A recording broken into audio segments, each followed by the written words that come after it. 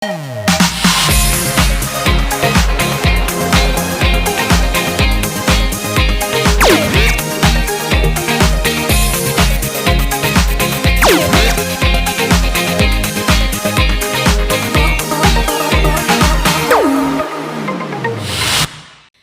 teman-teman, ketemu lagi di ACSI with Prof. Eko bareng sama aku Ade Dianti dan Prof. Eko Uci. Apa kabar Prof? Baik, sehat selalu Ade. Wow, hari ini warnanya banyak nih Prof.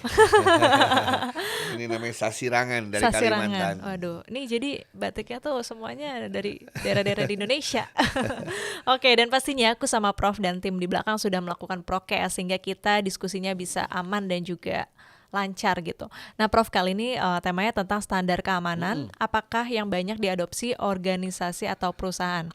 Ya Prof, karena kan informasi sekarang itu kan menjadi aset yang tidak ternilai gitu ya. Ya. Bahkan seringkali jadi aset fisik juga. Itu Prof gimana Prof? Standar yang paling banyak dipakai di Indonesia nih ya. Mm. Nomor satu adalah tentu saja dari ISO. Ya. Ya, dari International Standard Organization. Dan dulu ada namanya ISO 17799. Sekarang Banyak berubah menjadi ISO 27001 Family. Family itu ada 2072, 2073 dan lain sebagainya. Oke. Nah, itu dari ISO yang paling banyak dipakai. Dan standar ISO ini juga sudah diadopsi menjadi standar nasional Indonesia. Jadi SNI-nya ada. Ya, Anda bisa dapatkan itu. Jadi itu paling banyak dipakai. Oke. Yang kedua, yang belakangan ini juga cukup banyak dipakai adalah standar dari NIST. NIST. NIST itu singkatan dari National Institute of Standard and Technology. Oke. Nah, itu mulai diperkenalkan banyak oleh BSSN di Indonesia. Yang kemudian mulai diadopsi juga oleh beberapa perusahaan besar terutama. Ya, jadi lembaga ini mengeluarkan standar terkait dengan teknologi, terutama dalam hal security juga. Itu yang kedua. Yang ketiga, banyak juga yang menggunakan dari ISACA. ISACA itu sebuah organisasi singkatan dari Information System Audit and Control Association. Oke. Dia mengeluarkan beberapa standar-standar terkait dengan security. Ada risk IT, ya, ada di dalam salah satu kerangka seperti COVID dan lain sebagainya. Nah, itulah yang paling banyak dipakai di Indonesia, tiga itu yang paling banyak dipakai. Tapi intinya adalah semua bermuara pada hal yang sama. Yang pernah kita bahas dalam video sebelumnya itu bagaimana memastikan prinsip-prinsip keamanan terjaga, yaitu CIA kalau Anda masih ingat. Confidentiality, integrity, dan availability. Aku ingat yang A sih. Iya, begitu. Oke. Ya. Nah, cuman banyak orang suka salah. Salah tuh begini. Misalnya dia bilang begini, saya sudah ISO 27001. Bosnya berpikir bahwa udah aman ini semua. Karena sudah menerapkan yang terbaru. Iya. Padahal standar apapun kayak ISO itu, kalau Anda lihat sertifikatnya, dia akan nanya, ruang lingkup apa yang mau diamankan berdasarkan ISO 27001? Apakah manajemen emailnya? Apakah keamanan data centernya? Apakah keamanan aplikasi utamanya? Ruang lingkupnya apa dulu gitu. Jadi selalu ada ruang lingkup. Nah, ISO, NIST maupun ISACA tadi itu memberitahu hal-hal apa saja yang harus dilakukan, domain-domain apa saja yang harus diperhatikan keamanannya, terlepas dari ruang lingkupnya. Jadi yang menentukan ruang lingkup kita dulu. Jadi misalnya begini, Anda sudah menggunakan ISO 27001 di rumah, tapi untuk manajemen alarmnya doang.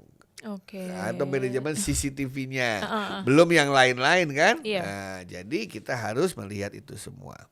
Nah, banyak orang menerapkan standar itu tanpa memahami apa makna standar. Standar itu by definition adalah kriteria minimum yang harus terpenuhi. Jadi target kita sebenarnya melampaui standar. Standar itu adalah minimum. Kan yang bikin standar kan banyak pihak. Kalau banyak pihak punya pendapat kan bingung mau ikutin yang mana. Akhirnya dicari yang disepakati semua. Artinya itu adalah minimum. Nah, kita harus berani beyond the standard. Di atasnya standar yang minimum agar lebih aman lagi. Oke. Begitu. Nah, Prof kan sekarang juga banyak ya perusahaan pakai yang ISO 27001. Nah, menurut Prof nih ya, ini Ya. tuh sebenarnya wajib atau dianjurkan? Karena kan tadi Prof bilang masih banyak perusahaan yang Ya. tidak menerapkan SOP Ya, seperti itu betul. gitu. Jadi apa gunanya sih standar itu begini? Kalau kita nggak pakai standar, kadang-kadang kita lupa. Udah saya pikirin semua belum ya? Kan gitu ya? Iya. Ya kan? Sama kayak bapak-bapak suruh bikin nasi goreng. Bapak-bapak kan gak biasa masak misalnya. Iya. Nah, ada yang lupa nggak ya? Kayak udah masukin semua nih garam. Perasaan sih minyak. udah ya, tapi Iya. kan kali aja kurang Tapi garam. kalau ada resep, saya kan bisa Ngeliatin melihat satu-satu. satu persatu. Yang jago aja bisa lupa. Gimana Tapi yang kan, apalagi yang amatiran. tidak. Iya. Jadi gunanya standar satu adalah satu memastikan Oke. bahwa semua aspek yang penting sudah kita pikirkan. Dan yang kedua, memberikan kinerja yang konsisten. Oke. Ya kan, kalau nggak pakai standar hari ini mungkin masaknya enak, besok beda lagi, tergantung mood kita dan lain sebagainya. Tapi kalau dengan standar kan semua tercatat dengan baik. Makanya sering dikatakan mudahnya ditulis apa yang dilakukan, lakukan yang dituliskan, begitu ya. Iya. Nah itu intinya kan sebenarnya supaya kita tidak lupa. Gampang lah kalau kita naik mobil misalnya. Iya. Banyak orang kan langsung aja starter jalan. Tapi Anda lihat supir yang baik ya atau pengendara yang baik, begitu dia nyala dia panasin dulu. dulu mobil. Iya benar. Dia Baru lihat jalan. dulu tangkinya, ada nggak yang indikatornya nyala, ya nggak? Ya kan dia lihat juga satu-satu apakah perlu diservis apa enggak. Baru dia memutuskan jalan apa tidak. Sama persis. Oke. Kadang-kadang kita lalai ya, kita kira sampai saat ini nggak ada serangan kok. Kemarin ada yang nyerang ketahuan, nah udah kita jadinya lengah di situ. Begitu itu gunanya standar. Kau suka dengar istilah audit juga kan? Dalam standar pasti ada yang namanya surveillance, ada yang namanya harus diaudit dalam Iya. satu titik. Apa sih gunanya audit itu?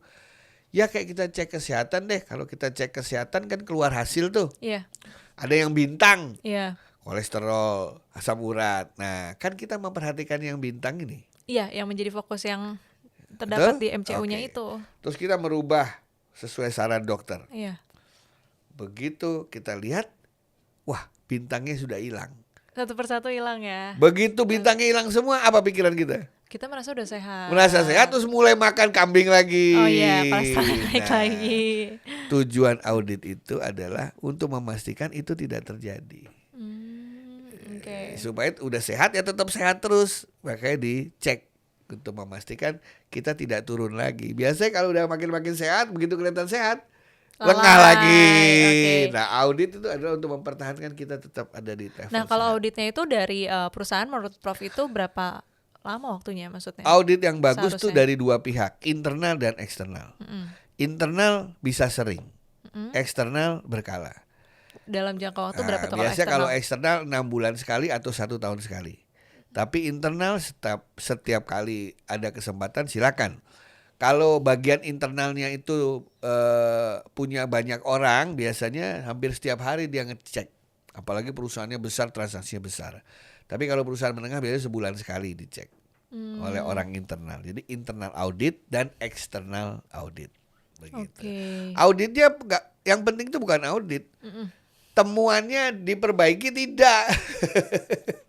Kali sama Setelah aja. diaudit gitu ada temuan. Ada dapat temuan dari klinik terhadap kesehatan Anda. Habis itu berubah nggak pola makannya? Enggak juga. Nah, habis itu olahraga nggak? Kalau enggak ya percuma.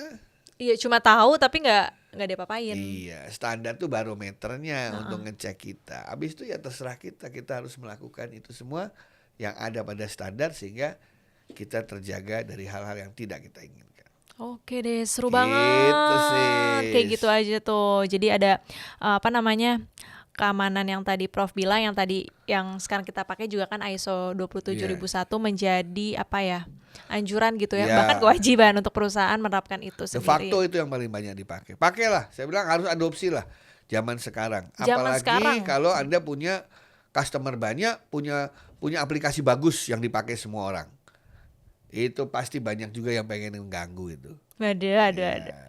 Oke deh, seru banget Prof. Nanti kita bahas topik selanjutnya kali ya. Siap. So teman-teman, sampai jumpa lagi di ACSI with Prof Eko selanjutnya. Terima kasih.